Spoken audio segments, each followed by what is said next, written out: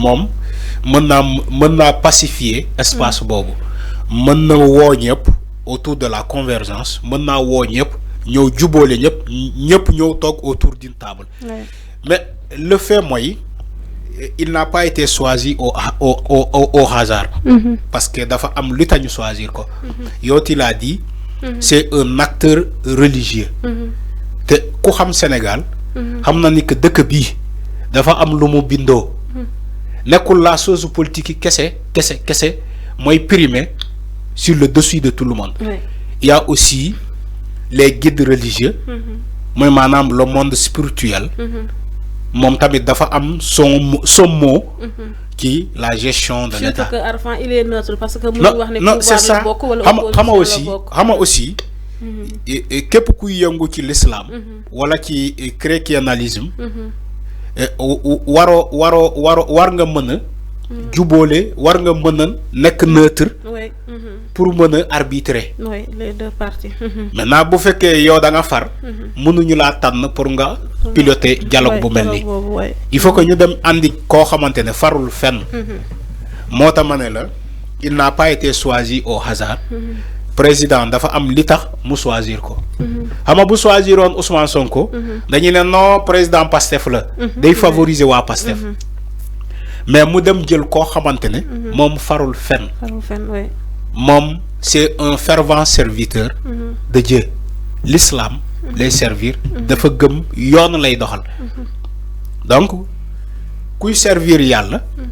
moom ñu ngi xaar ci moom pour mu jubóole ñëpp pour mu yemale ñëpp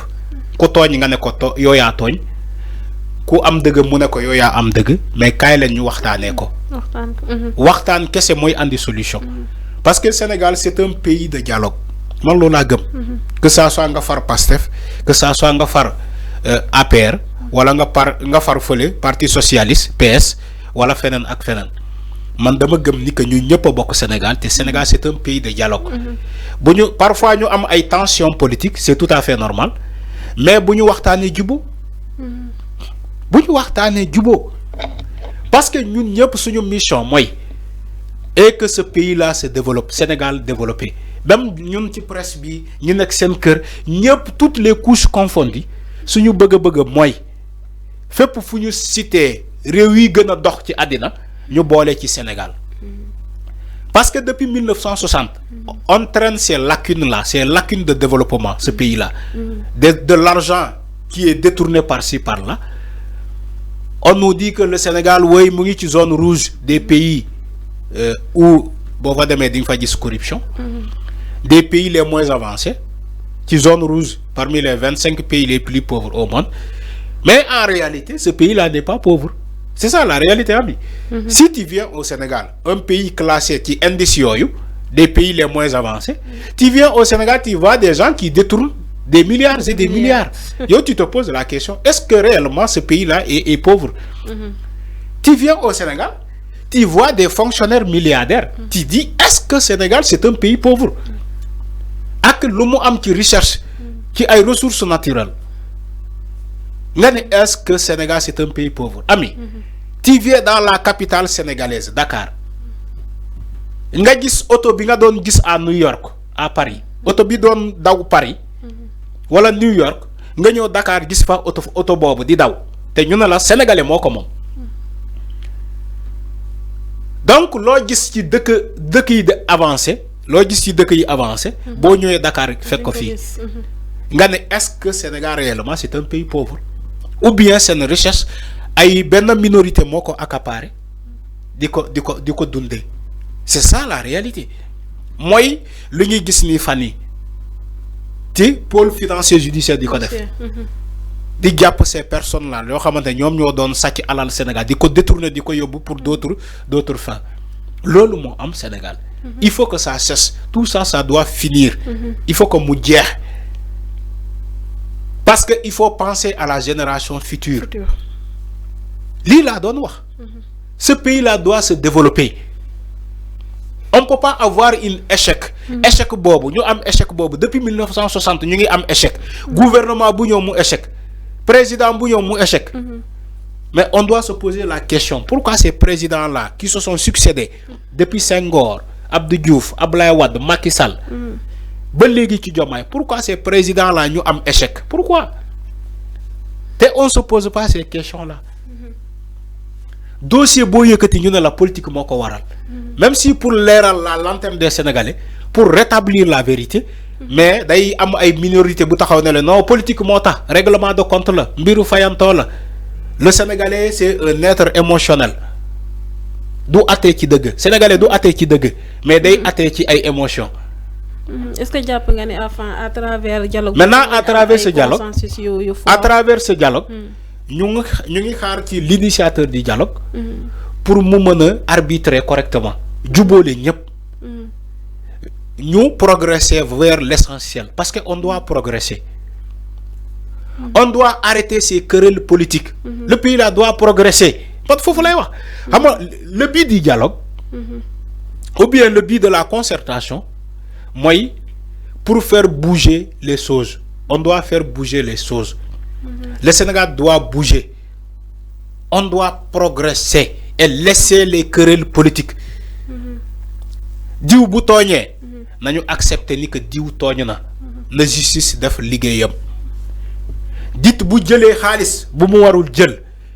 bu bokkee APR na APR accepter ni que diou jël na bu bokkee PASTEF nañu accepter ni waa ji jël na. Loolu moo ñuy avancer loo. Mais diw bu jëlee nga xool ni que parce que dafa bokk ci suñu parti nga ne non règlement de compte la duñ ko fi nangu mais loolu du tax Sénégalais développé loolu day tax ñi bëggoon luubal ñi ñeme ba léegi di luubal xaalis Sénégal mais bu fekkee ku luubal ñu teg ko sanction bu 10 ba pare récupérer lépp lu mu yor dans ce cas nit ñi dinañ ci bàyyi xel dinañu am attention képp ku bëgg a luubal day ne ah man de suma luubali dinañ ma jaarale fu ñu jaarale diw. Tout ça il faut que ñu waxtaanee ko ci dialogue bi. On doit trouver un consensus ci dialogue bi. On doit trouver des solutions. On doit dégager des pistes de manœuvre ci dialogue boobu pour trouver des solutions. Et pour trouver des kits de développement pour que Sénégal mën a développer. Il est temps que ce pays-là se développe. Il est temps que ce pays-là mu bokk ci les pays en voie de développement mais loolu yëpp mënuñu ko am sans que sénégalais yëpp ñu impliqué wu dans la chose de l'État pour ñu mën a liggéey pour yëkkati ce pays là. foofu laa bëggoon dugg ak yow Arfan consensus sànq yaa ngi koy wax pour mu am yaakaar naa il va falloir que l'opposition daal di dem wuyu ji ci li nga xam ni moo di dialogue bi waaye ak rythme bi nga xam ni ñoom opposition bi moom la ñuy doxee bu PM waree ñëw assemblée ñu daal di boycotter ñu nekk ci boobu ba tey nekk ci télévision yi ak seen ay conférence de presse di ŋàññi état bi est-ce que jàpp nga ni tey ñoom opposition bi dinañ nangu daal di dem fekk ci dialogue national. Non dinañu nangu opposition bi mooy li ma doon wax sànq. Opposition bi il faut que ñu dem ci dialogue boobu. C'est pas un dialogue électoral. Parce que dialogue bi du électoral moo ko wundu de. bokkuñu nekkuñu fii ci campagne électorale. Dialogue ba ñu ne dañoo dialogue pour trouver des solutions. À d'autres questions. Pour trouver des réponses à certaines questions. Donc war nañu mën a impliquer ñëpp. Que ça soit l'opposition, que ça soit les partis pris, les entités privées, que ça soit le pouvoir, nous devons se retrouver autour d'une table, nous connaissons.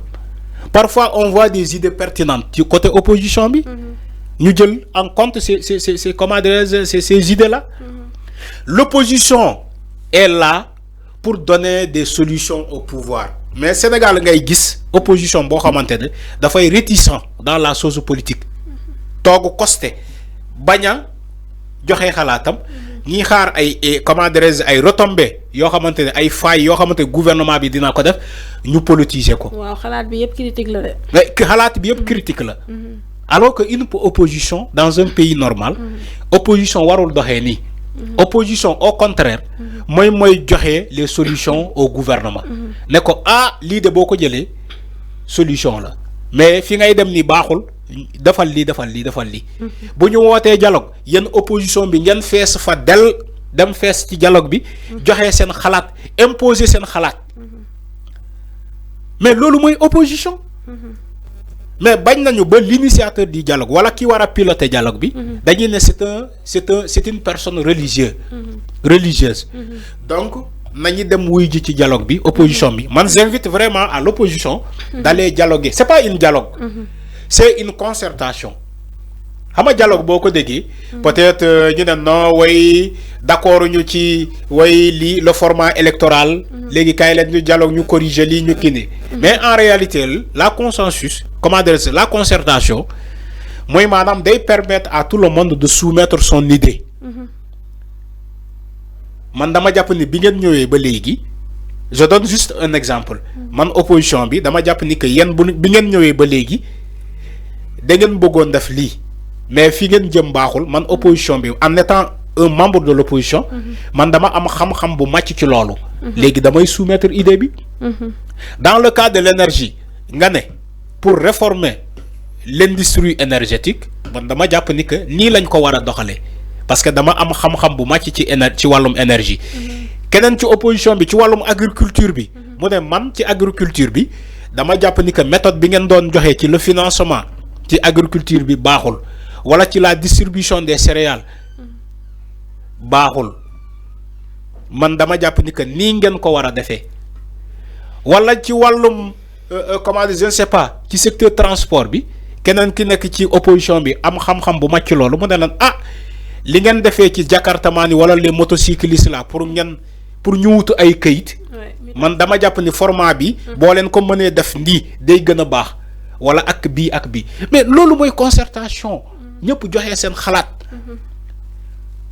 xalaat yooyu la ñuy dëxëñ ci benn rapport ñu jox ko président ñu ne ko xalaat concertation bàyyi ni ñu appliquer ko l'exécutif est là pour appliquer ci li ñuy xalaat donc moo tax man j'invite vraiment l'opposition à aller dans ce dialogue là parce que nekkul dialogue boo xamante ne boo ñëwee di nga bokk ci élection comme Macky Sall ni mu ko doon defee man dinaa dem comme damaa bëgg a bokk ci élection dinaa dem ci dialogue boobu wala ci concertation boobu concertation bi le but c'est pas ça du ay élection da ngeen ne yenn sénégalais yëpp kaay leen ngeen joxe seen xalaat ci le développement de ce pays kaay leen ngeen joxe seen xalaat jarul nekk man opposant la léegi du ma dem parce que bëgguma gis Sonko parce que Sonko mu ngi foofu man bëgguma ko gis parce que Sonko mooy sama ennemi mais yow dialogue bi c'est pas pour Sonko le dialogue c'est pas dans l'intérêt de Ousmane Sonko parce que ñoom opposition bi ñu bëri kanam Sonko la ñu bañ a gis ils ont des règlements personnels des problèmes personnels avec Sonko peut-être dañoo dem Assemblée nationale ñu am confrontation ak Sonko mu métti lool ñu daw ci ñëw organiser ay point de presse di répondre Sonko. te nga ne da ngaa boycotté man nan ngay boycotté munoo répondre Sonko ci Assemblée nationale bi nga daw ñëw organiser point de presse di ko répondre. soo boycotté da ngay boycotté fépp. dama bëgg ne concertation bi le but c'est pas ça. c'est pas yow ngay tontuwante ak Sonko. la concertation ay cellules la ñuy ubbi ay cellules de réflexion. da ngay bokk ci benn cellule de réflexion nga joxe sa xalaat amaana sa doo mës a gis doo rencontrer Sonko doo gis kanam Sonko